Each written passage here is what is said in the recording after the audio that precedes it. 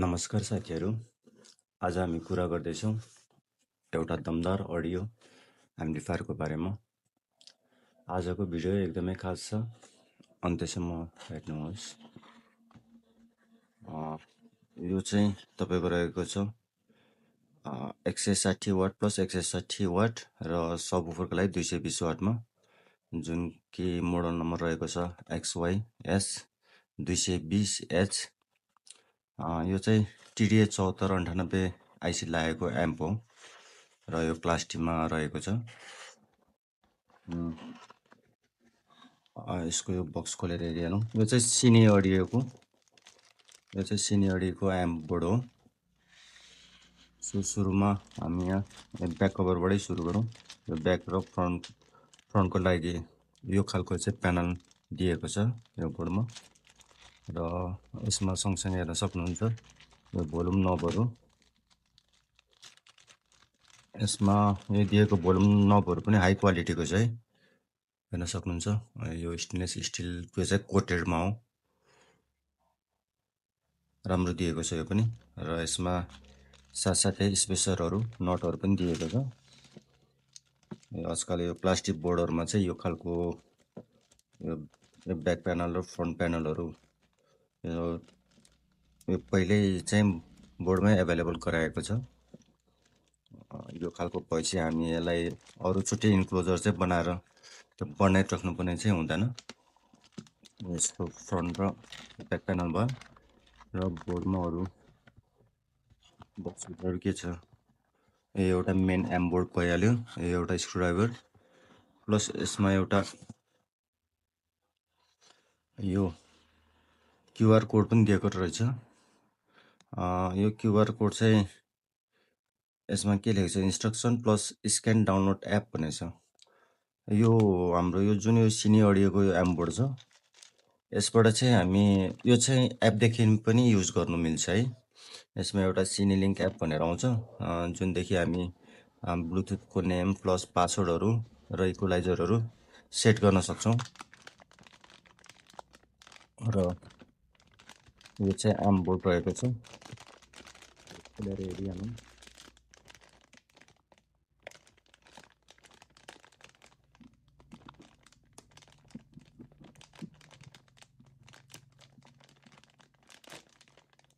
म तपाईँहरूलाई यो बोर्डको साउन्ड टेस्ट पनि गराउँछु। सबभन्दा पहिला बोर्डको बारेमा अलिकति केही कुराहरू भन्छु म। यो बोर्ड मैले टेस्ट पनि गरेको छैन कि, यो म भर्खर ओपन गरिदिएको छु। यसको अगाडिको यो भोल्युम कन्ट्रोलहरू है हो। यसको यो मेन भोल्युम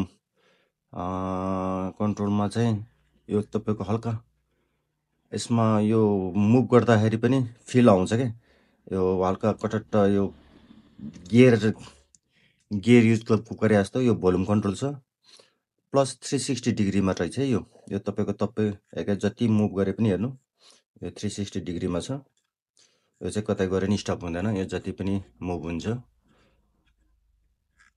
यो चाहिँ मेन भोल्युम कन्ट्रोल, र प्लस यताको यसमै लेखिदिएको छ, यो चाहिँ सेटेलाइट च्यानलको लागि ट्रिपल र बेस।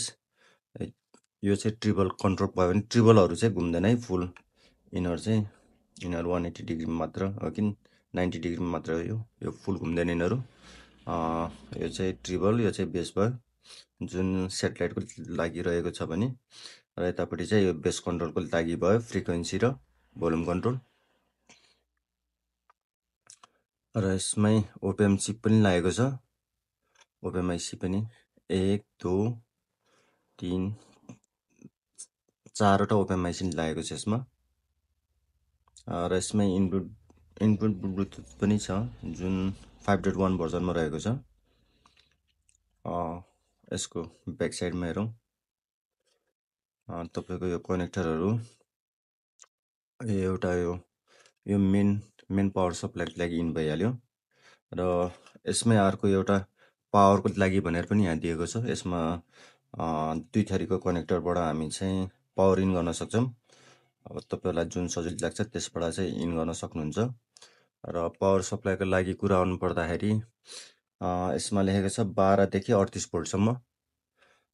तर यो 12-38 भनेको चाहिँ नि म चाहिँ के भन्छु भने तपाईँहरू यसमा 15 देखि 36 भोल्टसम्म चाहिँ युज गर्नु होला सेफ्टीको लागि। 12 भने पनि यो हाई आउटपुटको छ कि अब पर च्यानल 160 वाट भनेपछि त 12 भोल्टले त त्यति प्ले हुँदैन। 15 भोल्टदेखि 36 भोल्टसम्म चाहिँ दिनु होला। अब सेफ्टी पनि अपनाउनु पर्ने हुन्छ अलिअलि। र तपाईँको यो अरू कनेक्टरहरू छ नि जुन अब यहीँ लेखिदिएको छ पछाडि कि उफर, स्पिकर लेफ्ट र यो स्पिकर राइट भनेर यो दिएको छ उफरहरूको, यो सबै प्लस माइनस पनि यहीँ दिएको छ। त्यो पनि राम्रोसँग चेक गरेर चाहिँ कनेक्सन गर्ने बेलामा उल्टोपाल्टो चाहिँ नगर्नु होला, सबै एकदम हेरेर। र लास्टमा पावर अन गर्नुभन्दा अगाडि पनि एकचोटि रिचेक गरेर चाहिँ अन गर्नु होला। र यसमा अडियो इनपुटको लागि यहाँ हेर्न सक्नुहुन्छ यो पेन ड्राइभको लागि यो युएसबी हामी यो चाहिँ कम्प्युटरदेखि जोडेर पनि अडियो इन गर्न सक्छौँ है यसबाट। र यो अक्स इन त भइहाल्यो। प्लस यो फ्यान र हिटसिङ हेर्नु, फ्यान र हिटसिङको कलर पनि सेम मिलाएको छ, राम्रो दिएको छ। यो फ्यान चाहिँ मलाई जहाँसम्म लाग्छ यो अटो हिट भएपछि मात्र अन हुन्छ जस्तो लाग्छ है। यो चाहिँ के दिएको छ अब यो अन गरेपछि नै थाहा हुन्छ। र क्यापेसिटरहरू यसमा दुईवटा क्यापेसिटर दिएको छ, 47 AF 50 भोल्टमा यो दुईवटा मेन पावर क्यापेसिटर हो। इन्डक्टरहरू पनि हेर्न सक्नुहुन्छ र क्यापेसिटरहरू पनि राम्रो दिएको छ। इन्डक्टर अलि सानै जस्तो देख्छु तर पनि कपरमा हो, राम्रो काम गर्छ, त्यस्तो चेन्ज गरिहाल्नु पर्ने हुँदैन। ब्लुटुथको यहीँ भइहाल्यो। यो तपाईँको यो एसएमडी यो भोल्टेज रेगुलेटरहरू हो। ओके साथीहरू, अब धेरै कुरा नगरी सिधै साउन्ड टेस्टतिर जाउँ। म तपाईँहरूलाई यसको साउन्ड टेस्ट चाहिँ डबल 10 इन्ची स्पिकर र एउटा उफरको लागि चाहिँ 12 इन्चको 250 वाटको 250-300 वाटको स्पिकरमा चेक गराउँछु। हेर्न सक्नुहुन्छ पावर अन भयो, ब्लुटुथ मोड पनि यहाँ हेर्नु ब्लिङ गरेको छ, कनेक्सन भयो। मैले अहिले चाहिँ यो चाहिँ मेरो 24 भोल्ट 20 एम्पियरको एसएमपिएस हो। यसमा हेर्न सक्नुहुन्छ यहाँ अहिले 28 भोल्ट 28.6 भोल्ट आएको छ। यो हजुरहरूले क्लियर देख्न सक्नुभएको छैन, यो 28.6 भोल्ट छ यो है 6-7मा यो अन भइसकेको छ, कनेक्सन पनि गरिसकेँ। एउटा एनसिएस सङ प्ले गर्छु, फेरि कपिराइटको प्रब्लम आउँछ अरूमा।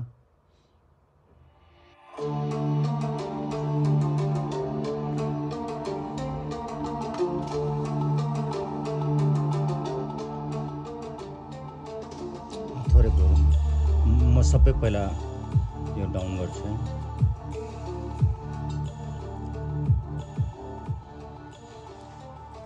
मेन भोल्युम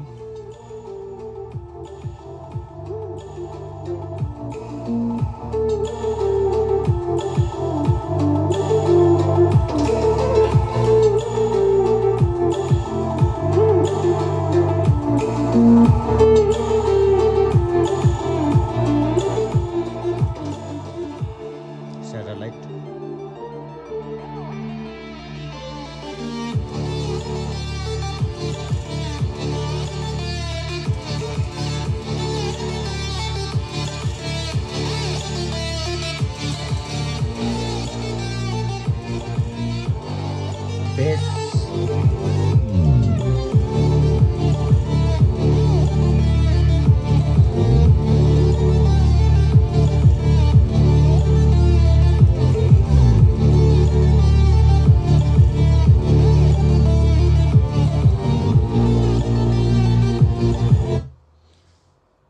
साउन्ड क्वालिटी चाहिँ एकदमै क्लियर छ है। बेस पनि अब म सबवुफर प्ले गराउँछु।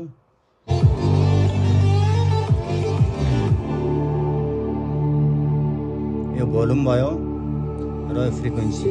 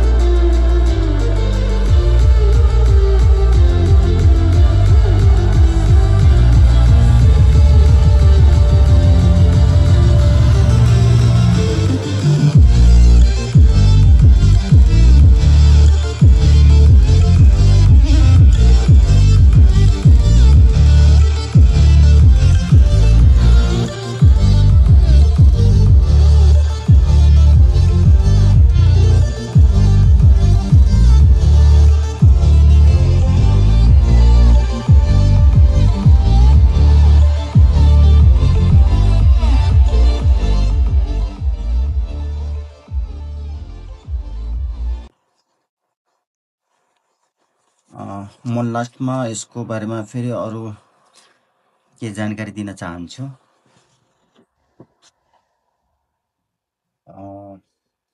यसमा आउटपुट पावर भनेको चाहिँ अब 160 वाट प्लस 160 वाट र सबवुफर 220 वाट है। तर तपाईँहरू यसको फुल आउटपुट पावर लिन चाहनुहुन्छ भने चाहिँ 36 भोल्ट 10 एम्पियरको पावर सप्लाई दिनुपर्ने हुन्छ र तपाईँको 160 वाट चाहिँ फुल आउटपुट तपाईँको 4 ओममा मात्र आउँछ है। तपाईँहरूले 8 ओमको स्पिकर जोड्नुभयो भने चाहिँ ठ्याक्कै आधी आउँछ, 80 वाट आउँछ त्यही 36 भोल्ट पावर सप्लाईमै। यसमा चाहिँ ध्यान दिनु होला कि अब 4 ओमको स्पिकर छ कि 8 ओमको, फेरि 8 ओमको स्पिकर लगाउनु भएर चाहिँ साउन्ड सानो आयो भनेर चाहिँ नभन्नु। र यसको यो टिडिए 7498को चाहिँ आइसी यो बोर्डमा छ नि प्रोटेक्सनहरू पनि दिएको छ क्या। तपाईँको जस्तो ओभर भोल्टेज अन्डर भोल्टेज पनि छ र क्लिपिङको लागि पनि आइसी लगाइएको छ कि क्लिप पनि गर्दैन र सर्ट सर्किट प्रोटेक्सनहरू र ओभर हिटिङको लागि त अब तपाईँको त्यहाँ कुलिङ नै दिएको पनि छ। त्यही हो यसको युनिक फिचर भनौँ कि अब के भनौँ, त्यो चाहिँ एउटा तपाईँको अघि नै मैले क्युआर कोड पनि देखाइहालिसकेको थिएँ। त्यही त्यो सिनिलिङको एप छ, त्यसबाट हामी अब इक्वलाइजरहरू पनि सेट गर्न सक्छौँ, ब्लुटुथको नेमलाई चाहिँ चेन्ज गर्न सक्छौँ र पासवर्ड पनि राख्न सक्छौँ है हामी त्यो ब्लुटुथमा चाहिँ। त्यो गऱ्यो भने सेक्योर पनि भयो। त्यही हो यसमा तपाईँको पावर सप्लाई चाहिँ 15 भोल्टभन्दा माथि र 38 भोल्टसम्म लेखेको छ कि 38 भोल्ट चाहिँ नदिनु होला। अब हाम्रो यहाँ त लाइनहरू अब फ्लक्चुएट हुन्छ नि त, कहिले हाई आउँछ कहिले लो आउँछ। 36 भोल्ट हाईमा चाहिँ 36 भोल्ट 10 एम्पियरभन्दा माथि जतिको तपाईँले पावर सप्लाई दिँदा नि हुन्छ। ओके, यदि तपाईँहरूलाई भिडियो मन पऱ्यो भने लाइक, कमेन्ट र सब्सक्राइब गर्नु होला। Thank you.